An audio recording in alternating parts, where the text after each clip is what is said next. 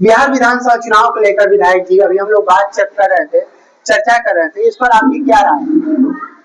बिहार विधानसभा का चुनाव तो अब हम लोगों का जो जिला है वो अब पहले फेज में है। 6 नवंबर को यहाँ चुनाव होना है और विधानसभा के क्षेत्र में संदेश विधानसभा क्षेत्र में हमारे उम्मीदवार हैं जन सुराज के राजीव रंजन।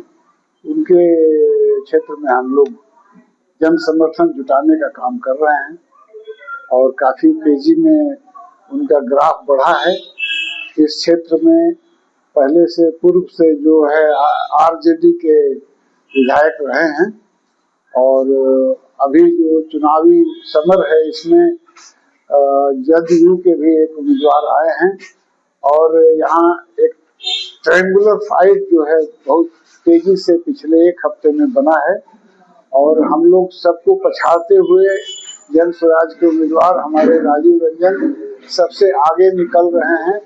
भारी जन समर्थन इनको मिल रहा है और जहां भी हम जा रहे हैं जन स्वराज के प्रति जो एक रुझान है, प्रशांत किशोर जी के विचारों से जो प्रभावित जो लोग हैं, सभी तबके के लोग, उसमें किसान हैं, उसमें नौजवान हैं, उसमें गरीब तबके के जो लोग हैं, जो पिछले 30-35 वर्षों से यहाँ बहुत ही पीड़ा झेल रहे हैं और जो विकास से बिल्कुल अलग थलग पड़े हुए हैं, उनके मन में एक बड़े बदलाव का एक अंकुर फूटा है और निश्चित रूप से हमें विश्वास है कि आने वाले 6 तारीख को जो चुनाव होगा इस संदेश क्षेत्र में जन स्वराज के उम्मीदवार के रूप में राजीव रंजन भारी मतों से विजयी होने वाले हैं। जी, एक दौर आपका भी था, एक दौर आज का है, इस पर आपकी क्या राय है? हम लोगों का जो दौर था और आज के दौर में बहुत सा फर्क है।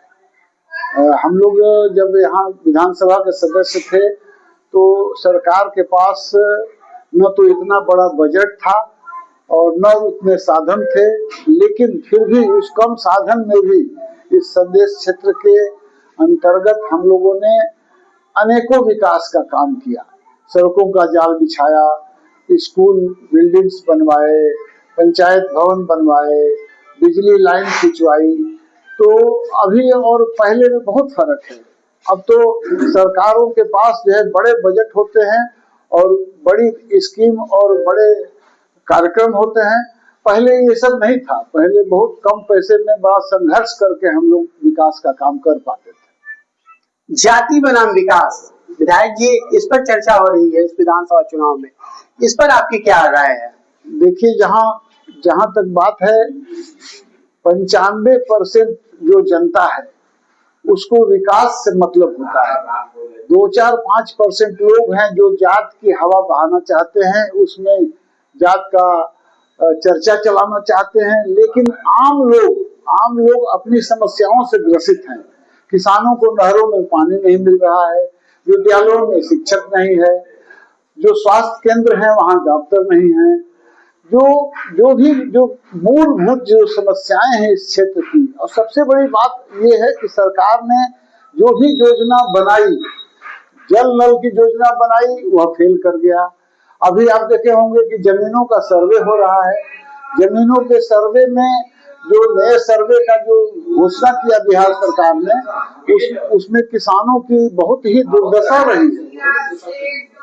किसानों के जो कागजात बने हैं, आप अंदाजा नहीं कर सकते हैं। 95% किसानों के जो कागजात बने हैं, उनके खाता खेसरा और जो नामकरण का जो सर्वे हुआ है वह गलत हुआ है और उसके चलते वो लोग जो है, जो कंप्यूटराइजेशन हुआ है इतना गलत हुआ है कि उसको लेकर लोग ब्लॉक दौड़ रहे हैं और ब्लॉक में जाने पर जितने भी पदाधिकारी हैं, कर्मचारी से लेकर सीओ तक बड़ी पैमाने पर जो है घूस का जो है दरबार खुला हुआ है।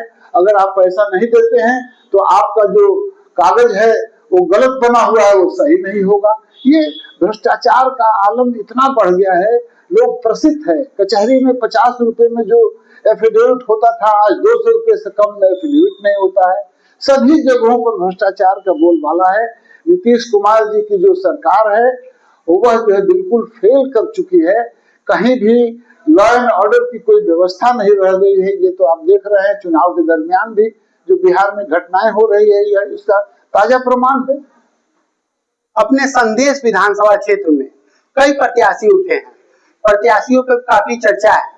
इन प्रत्याशियों के बीच आप जन सुराज के प्रत्याशी की ही समर्थन क्यों कर रहे हैं?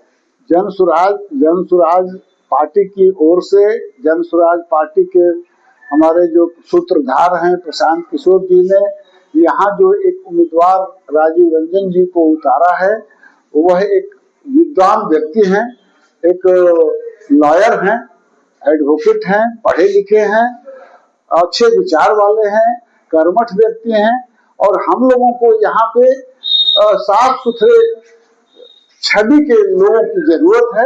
आज बिहार विधानसभा के सदस्य यहाँ ऐसे भी विधायक रहे हैं जो 5 वर्षों तक जो है बलात्कार के केस में फरार रहे, कभी विधानसभा में चुनने के बाद भी वो विधानसभा में नहीं जा सके, ऐसा भी यहाँ पर स्थिति रहा है।